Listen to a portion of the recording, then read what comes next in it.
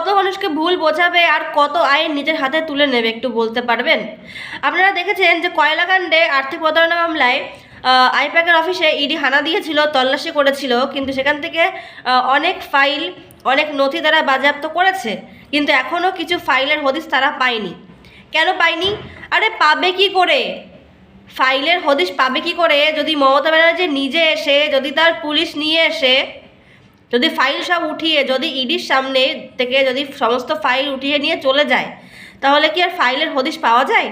আমার বড় জানতে ইচ্ছা করছে যে আইপ্যাকের কর্ণধার প্রতীক জেন তার বাড়ি থেকে যে সবুজ ফাইলটা মাননীয়া নিয়ে গেল, সেই সবুজ ফাইলের মধ্যে কি আছে, এবং এই আইপ্যাকের অফিস থেকে মাননীয়া যে বেশ কিছু বান্ডিল বান্ডিল নথি গাড়ি ভর্তি করে যে মাননীয়া নিয়ে গেল, সে ফাইলের মধ্যে ঠিক কী আছে? না মানে এমনটা নয় তো যে মাননীয়ার দুর্নীতি? আমরা দেখলাম কিছু কিছু ক্লিপ দেখলাম যে স্পোর্টসেরও অনেক রকম ফাইল টাইলের মধ্যে আছে।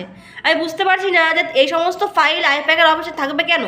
এবং বারবার বারবার মাননীয়াকে প্রশ্ন করলে মাননীয়ার একটাই কথা, প্রশ্নের উত্তর তো মাননীয়া দিচ্ছেই না, উল্টে দোষারোপ করছে কেন্দ্র সরকারকে, অমিত শাহকে।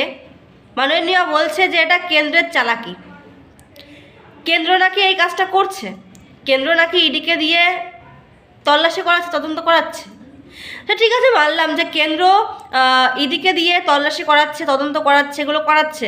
তা আপনার ভয় পাওয়ার কারণ কি? আপনি যদি একদম সাধু হয়ে থাকেন, আপনি যদি কোনো ভুল না করে থাকেন, তাহলে এই ফাইল, এই বান্ডিল বান্ডিল ফাইল, এমনকি ওই সবুজ ফাইল, এই সমস্ত ফাইল নিয়ে আপনি কেন চলে যাচ্ছেন? কেন ইডিকে তদন্ত করতে দিচ্ছেন না?